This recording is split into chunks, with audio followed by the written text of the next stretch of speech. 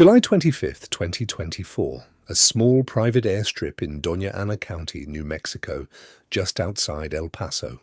A Beechcraft King Air taxis to a stop. The door opens. Two men step onto the tarmac. American agents are waiting. This is the story of how the most wanted man in the Western Hemisphere ended up in handcuffs on American soil. Ismael Zambada Garcia is 76 years old. He goes by El Mayo. For more than 50 years, he has run drugs into the United States, and for more than 50 years, he has never spent a single day in prison. He helped found the Sinaloa cartel in the late 1980s. His partner in that founding was Joaquin Guzman Loera, the man the world came to know as El Chapo. Chapo was the showman. Mayo was the strategist. Chapo broke out of 2 Mexican prisons, gave a Sean Penn interview, and made the cover of magazines. Mayo never gave an interview. Mayo never released a verified photograph in 3 decades. While Chapo built mile-long tunnels under prison cells, Mayo built distribution networks reaching 40 countries on 5 continents. The DEA called him the most powerful drug trafficker in the world. They put a $15 million reward on his head. Nobody collected it. He communicated through handwritten notes carried by hand. He never used a phone. He had used before. He kept his closest lieutenants in his sight at all times. He survived a 2002 ambush by a rival cartel that killed 11 of his bodyguards. He survived a 1993 attempt by Mexican military helicopters that killed his cousin instead. He had been declared dead 7 different times by 7 different news outlets. He had outlived 2 of his own sons. Chapo was captured in 2016 and extradited to the United States. In 2017, he sits today in a Supermax cell in Colorado, sentenced to life plus 30 years. The cartel did not collapse with him. Mayo kept it running. He was older, quieter, and more careful. He preferred ranches in the mountains of Sinaloa to penthouses in cities. He moved often. He trusted very few people. He had survived presidents, drug czars, 2 American military interventions, and the entire fall of the Guadalajara cartel that came before him. He had also survived something more dangerous than any of those things. He had survived the children. Chapo left behind 4 sons who took over their father's faction inside the cartel, the Mexican press. Named them Los Chapitos. They are Ivan Archivaldo, Jesus Alfredo, Ovidio, and Joaquin. They are loud where their father was loud. They post pictures of tigers and gold-plated pistols.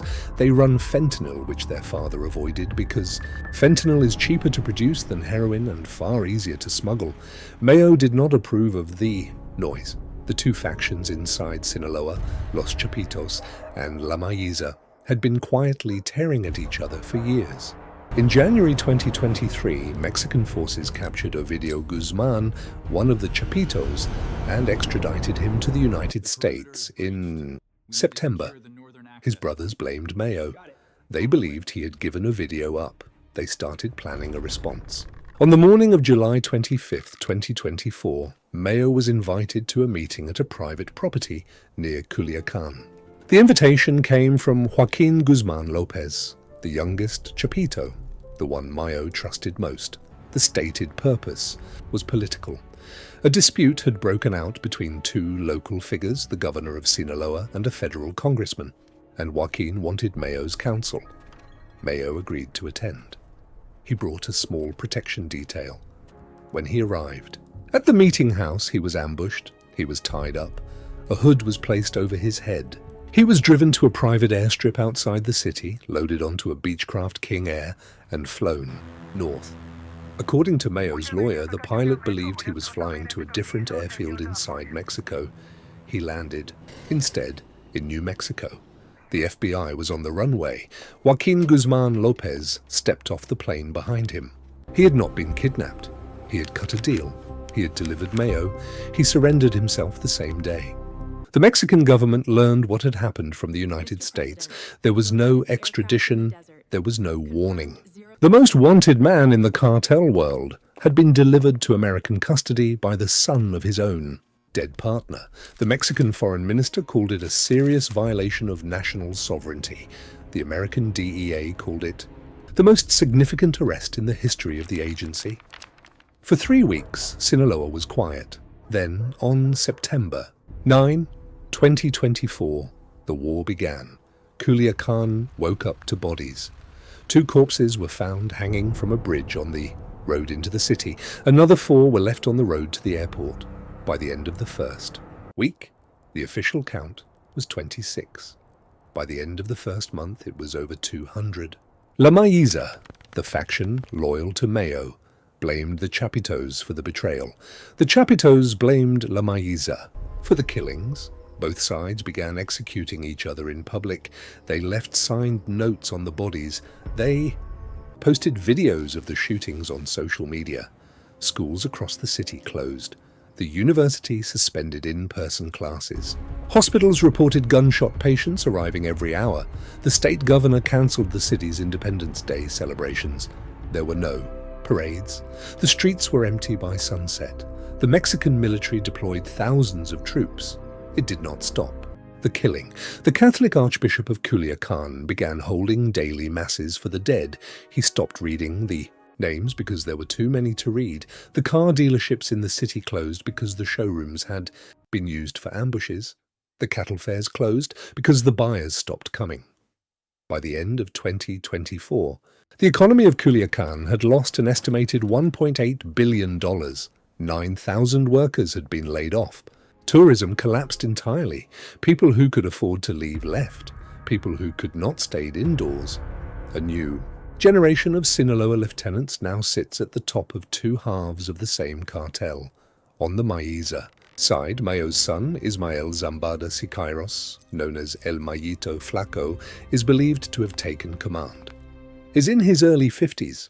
He has spent his entire life inside the organization. He is being hunted by both the Mexican government and the Chapitos at the same time. On the other side, Ivan Archivaldo Guzman Salazar, Chapo's oldest son, is believed to be the de facto leader of the Chapitos. He has a $10 million American bounty on him. He has never been photographed clearly. He moves between safe houses every few nights. He is in his early 40s. He grew up watching his father go in and out of prison. He has said in intercepted messages that he does not intend to follow that pattern. The fentanyl continues to move. American overdose deaths continue to climb, though they have started to fall slightly from their 2022 peak. The cartel restructures itself around the new leadership. New lieutenants take the place of the dead ones. The Mexican government insists publicly that the cartel is weakening. American officials, speaking privately, say the opposite. They say the cartel has fragmented, and a fragmented cartel is harder to track, not easier. They say the war in Sinaloa is creating new corridors, new alliances, new players nobody has names for yet. The price of a kilogram of cocaine in Culiacán has not moved. The price of a fentanyl pill on the streets of Los Angeles has not moved. The supply chain into the United States reorganized itself around the new leadership inside 6 months. The official Mexican position is that the war means the cartel is finished.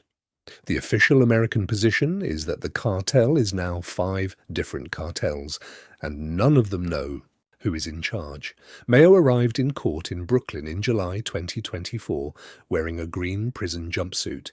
He pleaded not guilty to 17 federal charges, including continuing criminal enterprise, drug trafficking, and money laundering.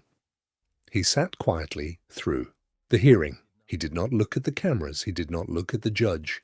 In August 2025, he changed his plea to guilty in exchange for the prosecution dropping the death penalty. He now faces a mandatory life sentence. He will be sentenced in January 2026. He is 77 years old. He has spent 55 years building the most powerful drug trafficking organization in the world. He will probably die in an American prison. Joaquin Guzman Lopez is in custody in Chicago, awaiting his own trial.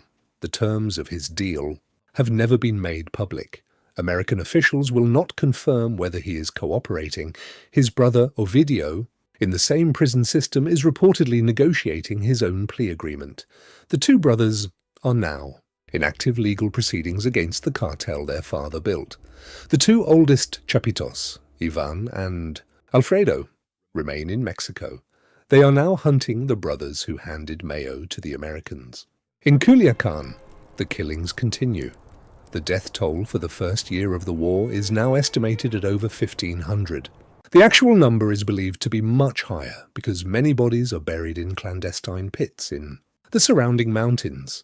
The local press has stopped reporting individual murders because the count is impossible to maintain.